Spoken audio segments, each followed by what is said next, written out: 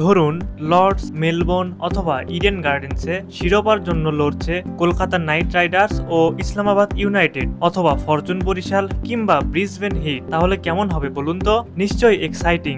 ইউরোপীয় ক্লাব ফুটবলে UEFA champions লিগের সৌজন্যে বিভিন্ন দেশের টপ ক্লাবগুলোর লড়াই দেখার সুযোগ পান দর্শকরা। Real Madrid, man city, Bayern Munich কিংবা বার্সেলোনা দলের মতো ফাইট অনেক সময় ইন্টারন্যাশনাল ম্যাচের চেয়েও অনেক বেশি রোমাঞ্চকর হয়। বিশ্বসেরা ক্রিকেট ক্লাবগুলোকে নিয়ে ঠিক একই রকম ভাবে আয়োজনের ইচ্ছা ক্রিকেটদের নীতি নির্ধারকদের। টুর্নামেন্টের নাম হবে চ্যাম্পিয়ন্স লিগ টি20। তবে এর আগেও ছিল এই চ্যাম্পিয়ন্স লিগ। 2009 সালে শুরু হওয়ার পর 6টি আসর অনুষ্ঠিত হয়। সবশেষ 2014 বেঙ্গালুরুর ফাইনালে কলকাতা নাইট রাইডার্সকে হারিয়ে চ্যাম্পিয়ন হয়েছিল ধোনির চেন্নাই সুপার কিংস। ওই আসরে ভারত থেকে 3টি, অস্ট্রেলিয়া ও দক্ষিণ আফ্রিকা থেকে 2টি করে এবং পাকিস্তান, ওয়েস্ট ইন্ডিজ ও নিউজিল্যান্ড থেকে অংশ নিয়েছিল 1টি করে দল।